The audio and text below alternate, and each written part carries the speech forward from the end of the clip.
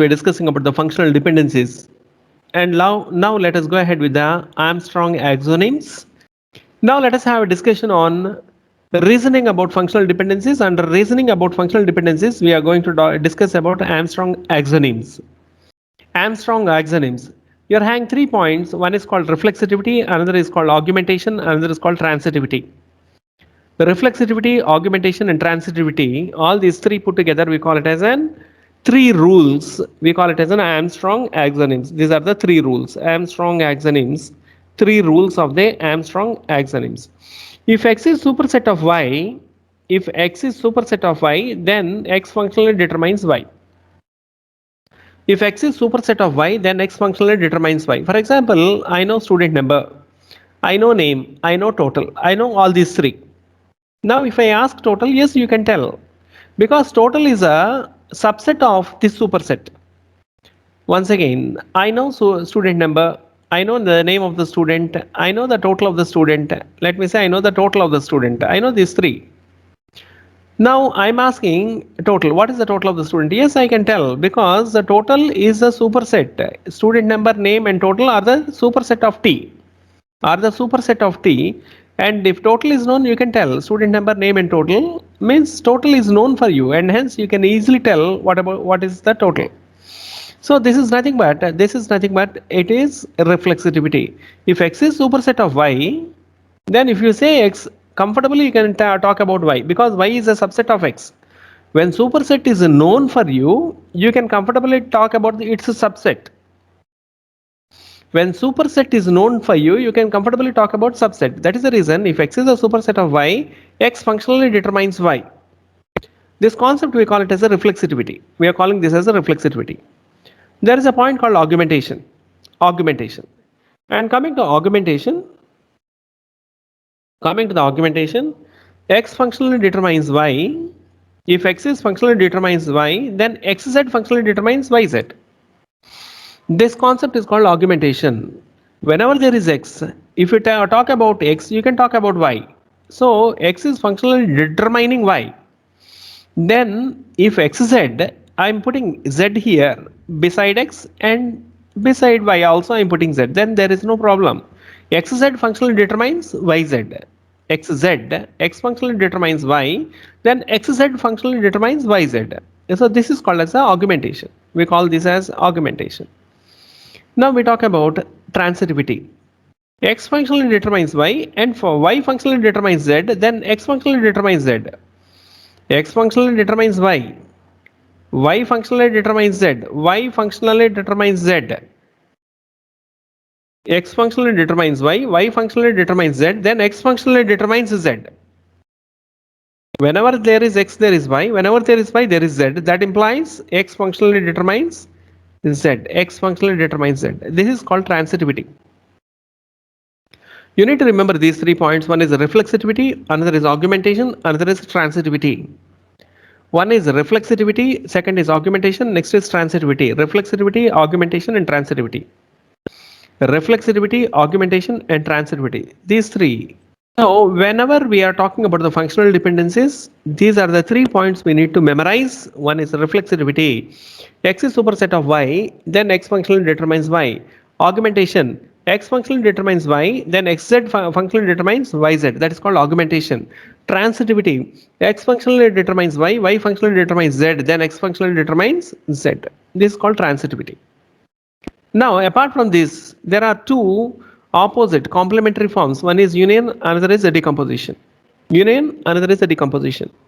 And coming to the union, X functionally determines Y, X functionally determines Z. Then if you combine these two expressions, X functionally determines Y, X functionally determines Z. If you combine union these two, we can say X functionally determines YZ. X functionally determines Y, X functionally determines Z. If you combine union these two, then we can say X functionally determines YZ. This is called union. The opposite of union is decomposition. The same thing if you talk in reverse direction, that is called decomposition. You observe here X functionally determines YZ. That implies X functionally determines YZ. That implies X functionally determines Y, X functionally determines Z. The reverse of union is decomposition. The reverse of union is nothing but decomposition. This is a union and decomposition. So we need to be familiar with all these 5 rules, and the first 3 rules are called as Armstrong axioms. These 3 rules are called as Armstrong axioms. These 3 rules are called Armstrong axioms: reflexivity, augmentation, and transitivity. Reflexivity, augmentation, and transitivity. Reflexivity, augmentation, and transitivity. Apart from these two, they you have union and decomposition. Dear students, just a minute. You please go through this slide. Just a minute. Please go through the slide.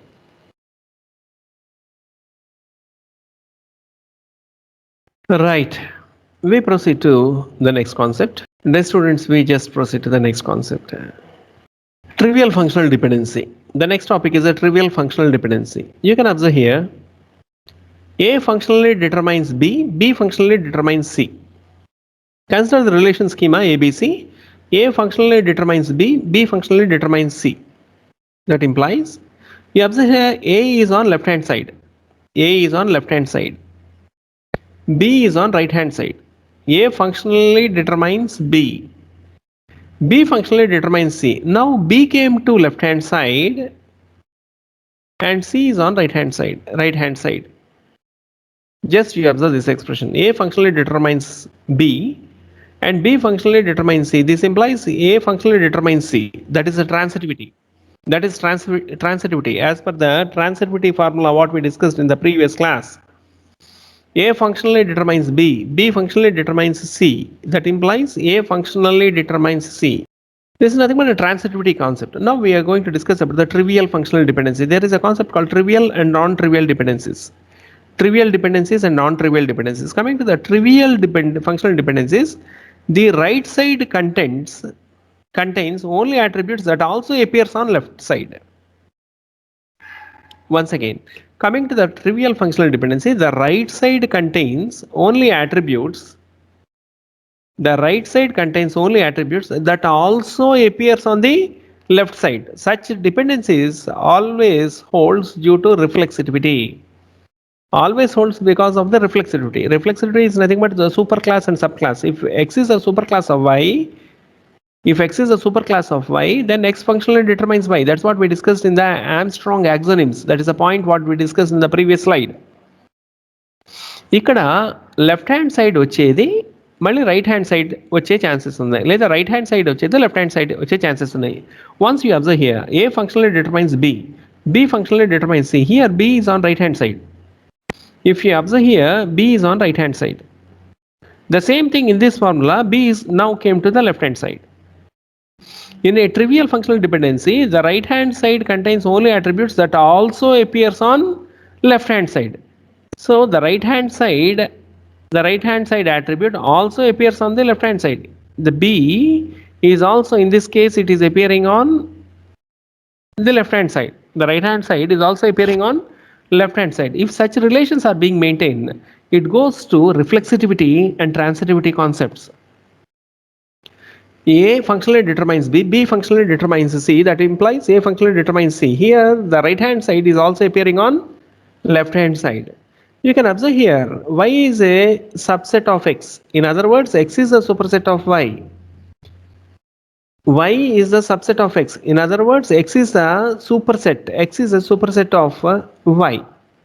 So here also, if there is a concept or the relations of superset and subset relations, and a relation which is appearing on left hand side and right hand side, if this happens, this is called as a trivial functional dependencies. If that not happens, that is called as a non-trivial functional dependency. If that not happens, then it is called as a non-trivial functional dependency. For example, you take this. Here right hand side kanpinchinde, left hand side kanpinchaలని rule em ledhu. You don't have a hard and fast rule that the attributes which are appearing on the left hand side should and must appear on the right hand side. You don't have such hard and fast rule. If that case, in such cases, then we call it as a non-trivial dependencies. AC functionally determines BC. AC functionally determines BC. AB functionally determines AC. AB functionally determines CB. Here you don't have the concept of superset and subset concept. Apart from that, if it goes on the relation, then it is called as a non-trivial functional dependency. Then we call it as a non-trivial functional dependency. So we came to know about the Armstrong axioms. We discussed about the Armstrong axioms, reflexivity, augmentation, transitivity. We had a discussion on trivial functional dependencies and non-trivial functional dependencies. Now we'll have a discussion on attribute closure. Let us have a discussion on attribute closure. The next topic what we are going to discuss is attribute closure. What does it mean? With this attribute closure, you can find the super key, because the concepts of super key can be found out with the help of attribute closure. Here you can see there is a concept of super key. Dear students, are you able to hear me? Yes, sir. Okay. We'll discuss what is meant by attribute closure. I just put here. Suppose A functionally determines X. Let us think so. A functionally determines X. Let us think so. AB functionally determines X. AB functionally determines X. AB functionally determines X. Okay. AB functionally determines X. I'm using BC functionally determines BC functionally determines X అనుకుందాం. అంటే X కనుక్కోవటానికి A లేదా AB combination లేదా BC combination. All these are called F plus అంటే functional dependencies. A functionally determines X, AB functionally determines X, BC functionally determines X. There might be some other combinations with which you can't determine what is X. Suppose, let me say, there is something like a KV. There are some other attributes KV with which you can't functionally determine X అనుకుందాం. You can't do this. This is a wrong statement అనుకుందాం. Let us think. These are F plus, that is functional closures. In order to find out X, A is sufficient, AB is sufficient, and BC are sufficient in order to find out X. I call this as a F plus. All these functional dependencies put together, I am calling it as a F plus. That is functionally closure properties. Now I am not saying functionally closure. I am going with the attribute closure. Now, what is this attribute closure? We'll have discussion. You observe carefully, with which we need to find out the super key. Here I gave an arrow mark. We need to find out the super key, attribute closure. I want to find out the attribute closure. That is nothing but the super key I want to find out. With A, you can find X. You write A separately. Okay, finish. A is close. With AB also you can find out X with a combination of A and B. So here you pick up B, you write it here by the side. By the side of this A, you write B. So with A you can find out X. With AB you can find out X. Okay, you put it aside. With BC you can find out X. Already there is B here. So you pick up C. You write C here. Okay, so with the KV, you can't find out X. Don't consider. If you can't find out X, don't consider. Don't consider K, don't consider V. Don't consider. Now, with A, you can find out X. I wrote A here. With AB, you can find out X. I wrote B here. With BC, you can find out X. B is already written here. And I had picked up C. I picked up C. With this, you can find out X. With this, you can find out X. So from all these set of functional dependencies, that is functionally closure, I picked up the attributes which contributes to find out the X. I just picked up the attributes which contributes in finding out the X. The attributes are A, the attributes are B, the attributes are C. With this ABC different combinations, you can find out X. Now this ABC put together, it is called as A plus. That is called as A plus. That is attribute closure. That is called attribute closure. A plus. A plus is nothing but attribute closure. If A is an attribute, a set of attributes. Here, set of attributes. ABC are set of attributes. That is in the attribute closure is denoted by A plus. All these three put together. A, B, C put together. We call it as an attribute closure, which is represented by A plus. That is called attribute closure.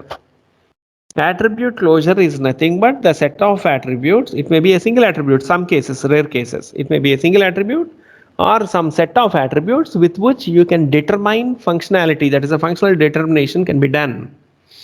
These attributes put together, it is called as an attribute closure, which we call this ABC as a super key.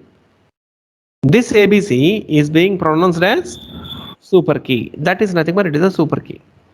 I hope you are getting the point. What is attribute closure?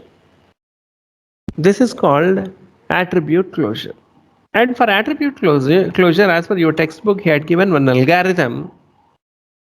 He had given one algorithm and an example on attribute closure. He had given an algorithm. How to pick up this attribute closure? He had given an algorithm. Dear students, you please don't get much worried about this algorithm, but you go through this algorithm. The explanation what I had given is shown in a programmatical form, in an algorithmic form. This is called attribute closure. With this, we completed attribute closure. The outcomes of the third unit. We discussed about the schema refinement, that is decomposing a bigger table into a smaller table, and the problems with the decomposition. What are the various problems? That is lossless joint decomposition, and of course you are having dependency preservation. Those are the problems. So while decomposing a bigger table into a smaller table, these are the precautions or the cautions we need to take care. We discussed about the functional dependencies. We just discussed about the trivial functional dependencies. The attributes which you can see on the left hand side will also appear on the right hand side. That comes to trivial functional dependencies. And also attribute closure. The different attributes which contribute in finding, in identification of the other required attributes. It's nothing but the attribute closure, which is denoted by A plus. So these are the topics we discussed in last lesson. Right, students, with this I stop today's class, and thank you for listening me. Have a wonderful and nice day. A great morning you enjoy. Bye bye, students.